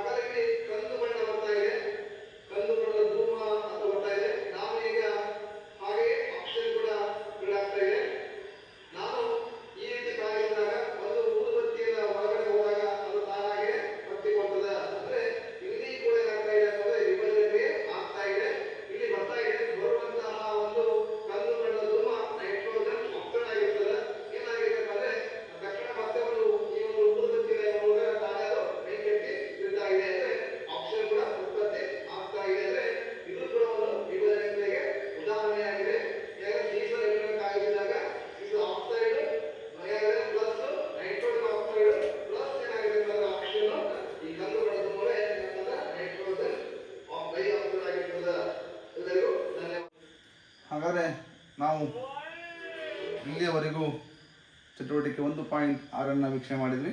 ಹಾಗಾದರೆ ಮುಂದಿನ ಒಂದು ವಿಡಿಯೋದಲ್ಲಿ ನೀರಿನ ವಿದ್ಯುತ್ ವಿಭಜನೆ ಅಂದರೆ ವಿದ್ಯುತ್ ವಿಭಜನೆ ಕ್ರಿಯೆ, ದ್ಯುತಿ ವಿಭಜನೆ ಕ್ರಿಯೆ, ಹಾಗೆಯೇ ಸ್ಥಾನ ಪಲ್ಲಟ ಕ್ರಿಯೆ, ದ್ವಿಸ್ಥಾನ ಪಲ್ಲಟ ಕ್ರಿಯೆ, ಹಾಗೆಯೇ ಉತ್ಕರ್ಷಣೆ ಅಂದ್ರೇನು, ಅಪಕರ್ಷಣೆ ಅಂದ್ರೇನು, ಈ ಉತ್ಕರ್ಷಣೆಯಿಂದ ಆಗುವಂತಹ ಸಮಸ್ಯೆಗಳೇನು, ಅವುಗಳನ್ನು ಮುಂದಿನ ವಿಡಿಯೋದಲ್ಲಿ ವೀಕ್ಷಣೆ ಮಾಡೋಣ. ಈ ಒಂದು ವಿಡಿಯೋ ನಿಮಗೆ ಇಷ್ಟವಾಗಿದ್ದಲ್ಲಿ ಲೈಕ್ ಮಾಡಿ, ಶೇರ್ ಮಾಡಿ, ಹಾಗೆ ಕಮೆಂಟ್ಸ್ ಮಾಡಿ. Thank you one and all.